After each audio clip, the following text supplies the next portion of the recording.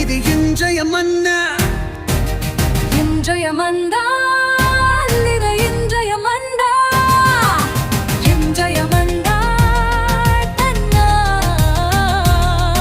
அன்பாழ்வின் மன்னா.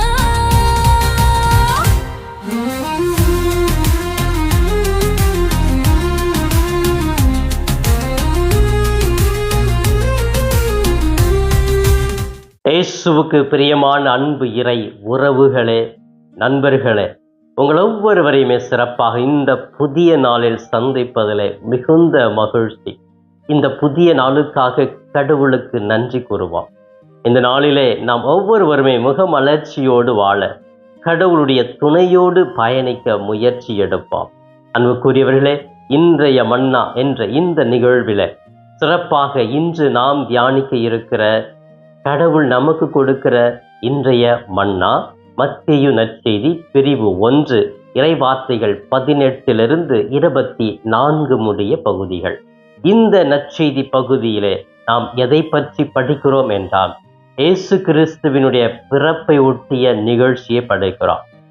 மரியாவுக்கும் யோசேப்புக்கும் திருமண ஒப்பந்தம் நிகழ்ந்திருக்கிறது. இந்த வேளையிலே யோசேப்பு மரியாள் கருவுற்றிருக்கிறார் என்பது தெரிய வருகிறது. குழப்பமடைகிறார்.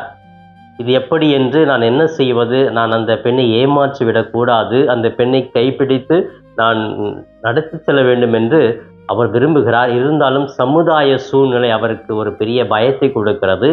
அந்த பயத்திலே குழப்பமடைகிறார். அந்த குழப்பத்திலே அந்த அன்னை மரியாளை விட்டுவிட்டு போக நினைக்கிறார். இரவிலே வானதூதர் மீண்டுமாக அவருக்கு கனவிலே தோன்றி அதை பற்றி தெளிவுபடுத்துகிறார். மரியா கருவுற்றிருப்பது தூய ஆவியார் அப்படின்னு சொல்லிட்டு அதை ஏற்றுக்கொள்ள அஞ்ச வேண்டாம், அவருக்கு இயேசு என்று பெயரிடு என்று தூய ஆவியானவர் வல்லமையோடு அவரிடத்திலே உரையாடிய அந்த நிகழ்ச்சியை தான் நான் இன்று சிறப்பாக நற்செய்தியிலே படிக்கிறோம். அன்புக்குரியவர்களே, இந்த நற்செய்தி பகுதியை நான் படித்து தியானித்ததிலே எனக்கு கிடைத்த சிந்தனைகளை உங்களோடு பகிர்ந்து கொள்ளக்கூட ஆசைப்படுகிறேன். கடவுள் சிறப்பாக இந்த பகுதி நமக்கு கொடுக்கிற மைய கருத்து, நம் குழப்பத்திலும் கடவுள் நம்மை தகுதிப்படுத்துகிறார், நம்மோடு பேசுகிறார். குழப்பம் என்பது எல்லாருக்குமே இருக்கும். ஒரு சிறிய நிகழ்ச்சி நாம் எதிர்பார்க்காத ஒன்று நடக்கிறப்போ மனசு அப்படியே குழப்பமா இருக்கும். எப்படி இது நடந்துச்சு? யாரா நடந்திருக்கும்? இதுக்கு யாரு காரணம்? நான் என்ன பண்ணேன்? நான் எப்படி இந்த சூழ்நிலையில் தப்பிக்கிறது? ஐயோ, இது தெரிஞ்சாக்கா பெரிய அவமானமாச்சே, இது தெரிஞ்சாக்கா கல்லால் எரிஞ்சு கொண்டுடுவாங்களே, இது தெரிஞ்சாக்கா என்னை சிறையில் போட்டுடுவாங்களே. இப்படி ஒரு குழப்பம் இரவு நேரத்தில் தூங்க விடாது, ஒழுங்கா சாப்பிட வைக்காது, பகல் வேலையை நம்முடைய வேலையை செய்ய விடாது. அந்த சிந்தனை வந்துக்கிட்டே இருக்கும். ஒரு குழப்ப மனநிலை. இந்த குழப்ப மனநிலை ஒரு மனுஷனுக்கு வந்துடுச்சுன்னா பயம் வந்துடும். ஆட்டோமேட்டிக்காக பயம் வந்துடும். ஆட்டோமேட்டிக்காக ஒரு எப்படி மற்றவங்களை பார்க்குறதுங்கிற ஒரு அச்சம் இருக்கும் இல்லையா? இது எல்லாமே அந்த குழப்ப நிலையிலே நமக்கு வந்துடும். அந்த குழப்பத்தில் சரியாக திங்க் பண்ண முடியாது, யோசிக்க முடியாது, ஒரு முடிவெடுக்க முடியாது.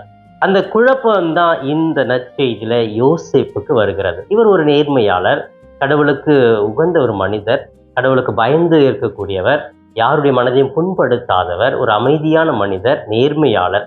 அப்படிப்பட்ட அந்த யோசேப்புக்கு இந்த குழப்பம் வருகிறது. சரி, இந்த குழப்பத்தில் என்ன முடிவு எடுக்கிறான்னு அவரே ஒரு யோசிக்கிறார். அப்போ நான் கூட இருந்தேன் அப்படின்னு சொன்னால் இன்னும் பெரிய பிரச்சனையாக மாறிடும். அதில் நான் வெளியில் போயிட்டேன் அப்படின்னு சொன்னால் அந்த மரியா அப்படியே தனியாக இருந்துருவாங்க, என்னால் அவங்களுக்கு எந்த பிரச்சனை இருக்காதுன்னு சொல்லிட்டு அதை விட்டு விட போகலான்னு தான் நினைக்கிறார். அந்த நேரத்தில் அந்த குழப்பத்தில் கடவுள் பேசுவார். அதான் பேசுகிறாரு. வானதூதரை அனுப்பி அவர்கிட்ட பேசுகிறார், அஞ்சாதீங்க, பயப்படாதீங்க, இது கடவுளுடைய திட்டம், கடவுளுடைய அருளா தூய ஆவியால் அவர்கள் கருவுற்றிருக்கிறார்கள், வேற யாரும் கிடையாது, நீ காரணம் கிடையாது என்ற ஒரு குழப்பத்தில் ஒரு தெளிவை கொடுக்கிற அந்த கடவுளுடைய வார்த்தை மிக சிறந்ததாக இந்த நற்செய்தியில் இருக்கிறது. அன்புக்குரியவர்களே, எல்லோருடைய வாழ்க்கையிலும் குழப்பம் இருக்கிறது இல்லையா? அந்த குழப்பத்துல நம்ம சில நேரங்களில் கடவுளை விட்டு வெளியே போயிடலாம், உறவுகளை விட்டு வெளியே போயிடலாம், ஒரு வாழ்க்கையை விட்டு கூட நான் தற்கொலை தான் பண்ணிக்கணும் அப்படிங்கிற அளவுக்கு கூட நிறைய பேர் பண்ணிக்கிறாங்க, பண்ணவும் துடிக்கிறாங்க. அப்ப அந்த குழப்பம், அந்த தெளிவான ஒரு சிந்தனை எடுக்க முடியல அப்படின்னா கடவுள் அந்த குழப்பத்துல நம்மை நாடி பேசுவார். குழப்பத்திலும் நம்மோடு பேசக்கூடிய கடவுள் நம்மோடு இருக்கிறார் என்பதை புரிந்து கொள்ள வேண்டும் என்றே இந்த நற்செய்தியினுடைய மைய கருத்து அமைந்திருக்கிறது. இரண்டாவதாக இந்த நற்செய்தியிலே நான் தியானித்தது பயத்தை நீக்குகிற கடவுள் நம்மை ஆசீர்வதிக்கிறார். இந்த பயம் வந்துடுச்சு அப்படின்னு சொல்லி, இந்த குழப்பம் இருக்கிறப்போ அந்த பயம் வந்துருங்க. அந்த பயத்திலே இறைவன் ஒரு தெளிவை கொடுக்கிறார், ஒரு நல்ல ஒரு முடிவெடுக்கக்கூடிய ஒரு வாய்ப்பை கொடுக்கிறார், அந்த பயத்தை நீக்கி விடுகிறார். பயம் அப்படின்னு வந்துடுச்சுன்னா அது நல்ல ஒரு உணர்வு தான். நான் ஒரு நிகழ்ச்சியை பார்த்து பயப்படுறேன், நல்லது தான். யோசேப்பு அந்த நிகழ்ச்சியை பார்த்து பயப்படுகிறார். ஆனால் அந்த பயமே பெரிய அளவுக்கு அதையே வச்சுட்டு அதையே யோசிச்சுட்டு இருந்தோம் அப்படின்னு சொன்னால் நம்முடைய வாழ்க்கையை அதை மாற்றிடும் இல்லையா? இப்படிப்பட்ட அந்த பயத்தை நீக்க வேண்டும் என்றால் நம்ம என்ன செய்யணும்? நம்பிக்கை பயணத்தை மேற்கொள்ள வேண்டும். நான் நம்புகிறேன், எனக்கு எப்படிப்பட்ட பயமாக இருந்தாலும் நம்புகிறேன், கடவுள் என்னோடு இருக்கிறார், எனக்கு துணையாக இருக்கிறார், தெளிவுபடுத்த இருக்கிறார், உறுதியை துணிவை கொடுக்க இருக்கிறார் என்று சொல்லி அந்த நம்பிக்கை பயணத்தை தொடங்குகிற பொழுது நாம் இந்த பயத்திலிருந்து மீண்டு வருகிறோம், இறை அருளை நிறைவாக பெறுகிறோம். மீண்டுமாக இந்த நற்செய்தியிலே இன்னொரு கருத்தைக்குள் நான் தியானித்தேன். இந்த நற்செய்தியின் மூலமாக கேட்டு கீழ்ப்படிபவர்களை கடவுள் உயர்த்துகிறார். கேட்டு கீழ்ப்படிதல் அப்படின்னா, யோசேப்பு கேட்கிறார், வானதூதர் சொன்னதெல்லாம் கேட்டுட்டு மீண்டும் அவருக்கு இருந்த அந்த பழைய சிந்தனையே வரல. ஐயோ இரவோடு இரவு எங்கே ஓடிடலான்னு அவருக்கு வரல. அந்த கேட்டு கீழ்ப்படுகிறார். அப்போ கடவுளுடைய திட்டம், கடவுளுக்கு நான் அடிபணிகிறேன், கடவுளால் இது நிகழும், கடவுள் செய்யக்கூடியவர் என்று நம்பி கீழ்ப்படுகிறார். அந்த கீழ்ப்படிதலினால்தான் அந்த நேர்மையான ஒரு குணமானது வெளிப்படுகிறது. அவருக்கு தெரியுங்க, அந்த அன்னை மரியாள் ஒரு ஒப்பந்தம் பண்ணிட்டாங்கன்னா அந்த யூத கலாச்சாரப்படி அவர் சேர்ந்து கூட வாழலாம். ஆனால் இவர் சேர்ந்து வாழலையே. ஆனால் வாழாமல் எப்படி இந்த யாருக்கும் சமுதாயத்துக்கும் தெரியாது, அவர் ஒன்றவே இல்லை. அவர் ஒரு இடத்துல, அன்னை மரியாள் ஒரு இடத்துல இருக்கிறாங்க, எப்படி குழந்தை? இது தெரிஞ்சாக்கா அந்த மாதிரி தவறான வாழ்க்கை வாழ்ந்து குழந்தையை பெற்றுவிட்டால் அந்த பெண்ணை கல்லால் எறிந்து கொல்லுவது தான் சட்டம். அப்போ இது நான் இல்லையே, ஒருவேளை நான் கூட இருந்திருந்தா கூட அந்த பெண்ணுக்கு ஒரு பாதுகாப்பு இருக்குமே, கொல்ல மாட்டாங்களே. இப்போ நான் இல்லாதால நீ கூடவே இல்லையே, எப்படி இருந்து குழந்தை வந்துச்சுன்னு சொல்லிட்டு அந்த பெண்ணை தானே இது துன்புறுத்துவாங்க அப்படின்னு சொல்லிட்டு அதனால விலகிட்டு போடலாம் அப்படின்னு தான் நினைக்கிறார். ஆனால் அந்த சூழ்நிலையில கேட்கிறாரு. இது இப்படித்தான் கடவுளுடைய திட்டம் அப்படின்னு சொன்ன உடனே கேட்டு கீழ்ப்படுகிறார். ஓடி போகல, அப்படியே இருக்கிறார். அன்னை மரியாளை கூட கூட்டிட்டு போயிட்டு அந்த குழந்தையை பெற்றெடுக்கும் வரை அவர் கூட எல்லா காரியங்களும் செய்து கொண்டு இருக்கிறார். அந்த பிறந்த குழந்தைய கூட பண்போடு அன்போடு வளர்க்கிறார். இதுதான் ஒரு நல்ல குணம், நேர்மையாளுடைய குணம், யாருடைய மனதையும் புண்படுத்தாத ஒரு குணம். இந்த யோசேப்புக்கு அழகாகவே இருப்பதை இந்த நற்செய்தி நமக்கு வெளிப்படுத்துகிறது. அன்புக்குரியவர்களே, நம்முடைய வாழ்க்கையிலே கேட்டு கீழ்ப்படுகிற ஒரு நல்ல ஒரு மனப்பான்மையை வளர்த்து கொள்ள வேண்டும். யோசேப்பை போன்று கடவுள் சொல்லுவதை கேட்டு அதன்படி வாழ்வது, கடவுள் பேசுகிற அந்த நற்செய்தியின்படி நாம் கேட்டு அதன்படி வாழ்வது. அப்ப கேட்டு கீழ்ப்படுகிற ஒரு நல்ல பக்குவத்தை, குணத்தை ஒவ்வொருவருமே இன்று பெற்றுக்கொள்ள வேண்டும் என்று சொல்லி இந்த பகுதி நமக்கு அழைப்பு விடுக்கிறது. அன்புக்குரியவர்களே, சிறப்பாக இந்த திருவருகை காலத்தினுடைய இந்த வியாழக்கிழமை வேளையிலே நாம் நம்முடைய வாழ்க்கையில் வருகிற குழப்ப நிலையில் எப்படி இருக்கிறோம்? பயத்தில் நாம் நம்பிக்கையை வளர்க்கிறோமா? கேட்டு கடவுளுடைய வார்த்தையை உள்வாங்கி கீழ்ப்படுகிறோமா என்று சிந்தித்தவர்களாக இந்த நாளை மகிழ்ச்சியோடு தொடங்க முயற்சி எடுப்போம். எப்பொழுது கண்களை மூடி இந்த நாளை இறை பிரசன்னத்தில் ஒப்பு கொடுத்து தொடங்கலாமா?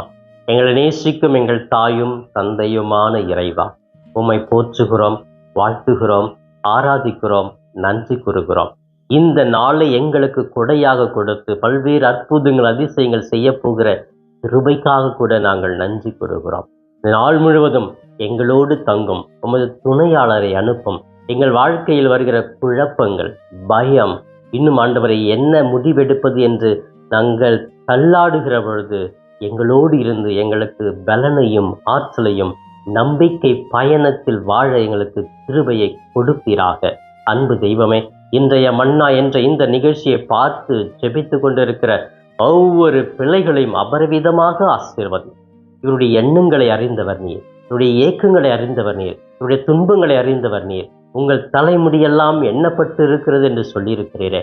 ஒவ்வொருடைய தனிப்பட்ட தேவைகளை அறிந்த கடவுளே, இயேசுவே, எங்களுக்கு தேவையானதை இன்று எங்களுக்கு கொடுத்திரளும். எங்களுக்கு தேவையான வாழ்வாதாரங்களை கொடுத்திரளும். கஷ்டங்கள், கவலைகள், மன வருத்தம், வேதனை, கடன் பிரச்சனை, உடல் வியாதி, மன வியாதி, இன்னும் உறவுகளுக்கு மத்தியில் இருக்கிற பிரிவினைகள் நீங்கி நிம்மதியோடு வாழ, அமைதியோடு வாழ, நல்ல முடிவுகள் எடுக்க எங்களுக்கு ஆற்றலை கொடுப்பீராக. இவையெல்லாம் எங்கள் ஆண்டவரும் மீட்பெருமான இயேசுவின் இணையற்ற நாமத்தில் ஜெபிக்கிற என் ஜீவனுள்ள நல்ல பிதாவே, ஆமேன். ஆமேன். பிரியமானவர்களே, இந்த நாள் இனிய நாளாக, இறை அருளை நிறைவாக பெற்று மகிழும் நாளாக இருக்க நான் வாழ்த்துகிறேன். உங்கள் ஒவ்வொருவருக்காக சிறப்பாக என்னுடைய தனிப்பட்ட ஜெபத்திலும் திருப்பலியிலும் கூட ஜெபிக்கிறேன். இயேசுவுக்கே புகழ், மரியே வாழ்க. Thanks for watching Father Das Cap YouTube channel. Subscribe and share the video to your friends. May God bless you.